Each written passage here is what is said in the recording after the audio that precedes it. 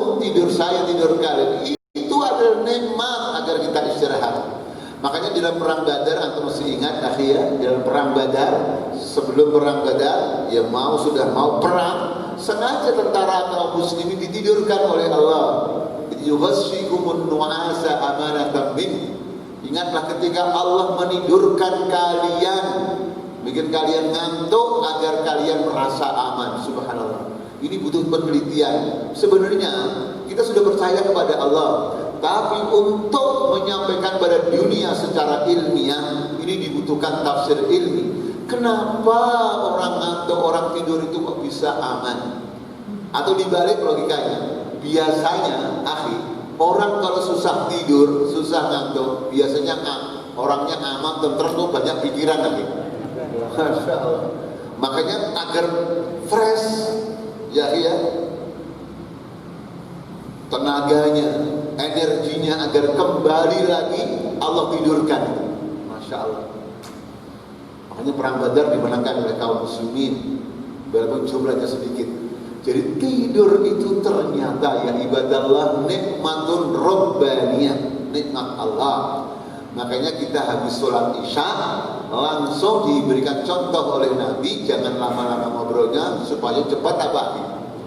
Sehingga energi kalian kerja sehari, beribadah sehari, mencari nafkah pulih kembali, sehingga fajar kita bisa bangun, bisa qiyamul lail, bisa sholat subuh berjamaah, bisa wiridan, zikir, kemudian kita pergi ke kantor tidak terlambat. Seperti apa proses pemulihan energi bagi orang yang tidur, yang mati tidak, hidup tidak. Orang tidur itu kan mati tidak, tidur tidak kan? Disebut hidup, nyawanya sudah diambil oleh Allah. Disebut mati, ya masih bernapas. Maka dalam surah Az-Zumar, kalau nyawanya dikembalikan kepada orang yang tidur, berarti dia hidup lagi. Tapi kalau nyawanya di-stop oleh Allah, ditahan, berarti makanya ada nggak sih orang tidur nggak bangun lagi? Makanya doanya Bismika Allahumma, Allahumma bismika ahya wa bismika. Karena kita tidur itu ya antara mati dan hidup. Jadi tidur adalah nikmat. Selain nikmat Allah kepada manusia berupa pasangan, yang kedua tidur. Makanya habis sisa harus langsung tidur. Sehingga pengajian ini jangan lama, tapi khawatir ke rumah setelah isya tidurnya terlambat. Ya ibadallah. Apalagi ini banyak. Waj'alna al-laila libasa. Dan kami jadikan malam sebagai pakaian. Masya Allah. Jadi malam bukan untuk begadang, bukan untuk makan, fenomena yang sudah tidak mengikuti sunatullah. Justru malam hari banyak makanan yang pada keluar lagi. Akhirnya malam makan, malam ngobrol, terus tidur, kurang olahraga. Akhirnya bikin apa? Jadi lail, Allah jadikan lail libasa, pakaian. Pakaian itu apa sih yang menjadi pakaian? Pakaian itu yang ada di benak kita menutupi, ya. Sehingga kita tidur tenang, istirahat. Makanya sunnahnya kalau malam yang ditutupi bukan hanya fisik kita saja. Makanan suruh nutupi, jendela suruh nutup, pintu suruh kunci, itu sunnahnya. Makanya kita diajari oleh Allah, masih ingat saudara sekalian surat surat Al-Falaq, kita diajari oleh Allah berlindung kepada Allah dari waktu malam ketika tumpah, ya, ketika tumpah, ya. Qul a'udzu birabbil min syarri ma wa min syarri ghasikin. Ketika tumpah, kenapa malam itu disebut tumpah? Ulama tafsir mengatakan karena biasanya setan, kemaksiatan itu tumpah beleknya, tumpah buahnya keluarnya itu di waktu akhir. Malam walaupun siang juga ada, tapi malam hari banyak. Akhi, makhluk laki bukan, perempuan bukan. Kalau siang namanya Suharta, malam itu keluarnya jam berapa? Paham? Makanya malam dijadikan oleh Allah libasa, jangan kemana-mana. Kau cari saat jihad, perang itu lain lagi. Aslinya sunnatullah, ketentuan Allah dalam kehidupan itu malam harus menjadi libas. Allah Akbar. Ketika malam dijadikan tempat hiburan, waktu hiburan, maka kacau balau kehidupan dunia. Karena sudah menentang, melanggar aturan Allah. Nah, siang harinya bagaimana? Waja'alna an-nahara ma'asya, dan kami jadikan siang ya sebagai ma'asya, tempat waktu untuk mencari penghidupan, menjadi tempat untuk nasyatat, aktivitas ekonomi seperti yang sudah antum laksanakan, dan ini juga ibadah. Aktivitas ta'limiyah, nasyatat ta'limiyah, pelajaran keislaman seperti ini. Nasyatat sia-sia, siang hari ya, saudara-saudara kita yang berjuang untuk memperbaiki bangsa negaranya, mereka kerja politik, menentukan kebijakan-kebijakan yang baik untuk dunia dan akhirat kita, itu siang. Jangan sampai dibalik, malam masih rapat juga. Pada malam itu untuk istirahat, akhirnya rapat, akhirnya rusak rumah tangganya. Harusnya sudah haknya anak istri, ini masih rapat aja. Akhirnya terjadi apa? Terjadi kerusakan rumah tangga karena tidak mengikuti sunnatullah. Maka benar ya, pekerjaan itu memang jam 4:30 selesai, jam 4 selesai, setelah itu pulang. Siang full untuk ma'asya. Makanya orang yang mencari nafkah itu tolabul ma'isha, mencari kehidupan. Walaupun ya siang itu bukan hanya untuk kegiatan ekonomi saja, ya pendidikan, ya ekonomi, ya politik, ya olahraga, itu aktivitasnya siang. Jangan dibalik, siang untuk malam, malam untuk siang. Maaf saja ya. Memang ketika dunia sudah tidak mengikuti sunnatullah, di dalam dunia perhotelan, perusahaan, kadang-kadang ada yang terbalik-balik, siang untuk malam, malam untuk siang. Makanya saya lihat tadi, ini sekedar saya lihat saja.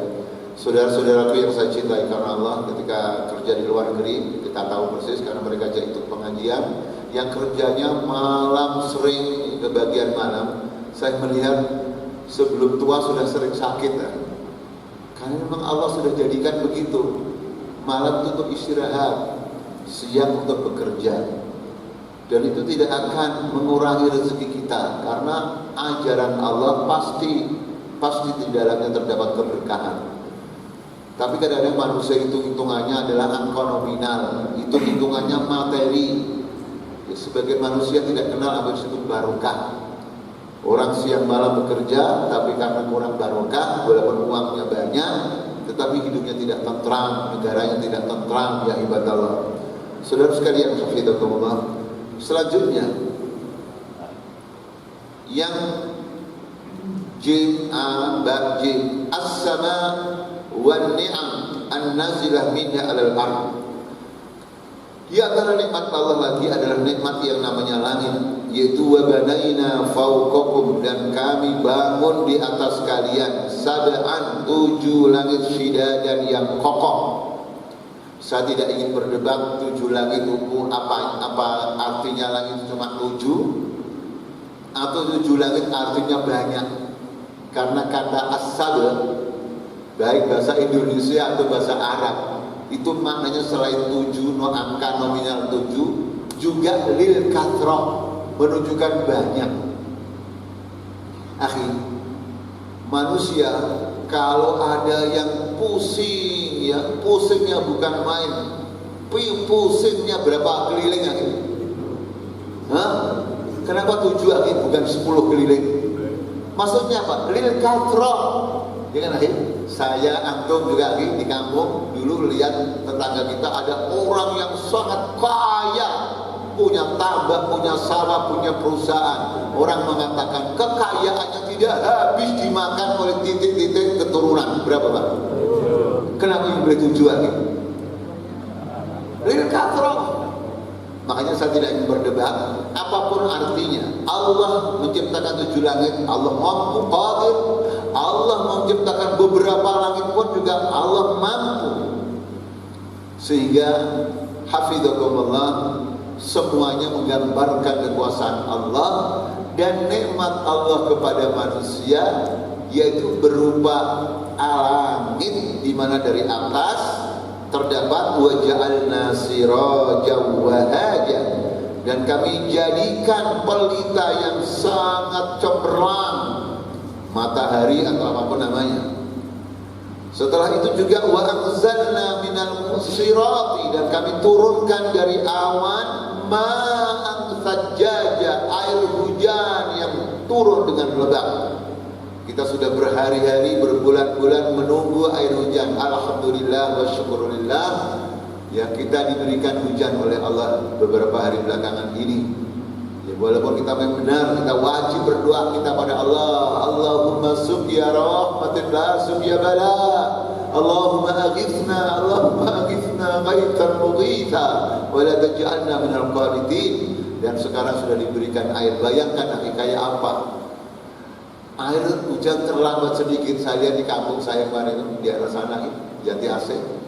Nah, saya lihat hampir setiap RT itu ya orang lagi ngebur lagi ya, karena di kampung saya itu airnya dari ngebur. Yang di daerah lain malah tidak punya air bersih, berjalan berkilo-kilo.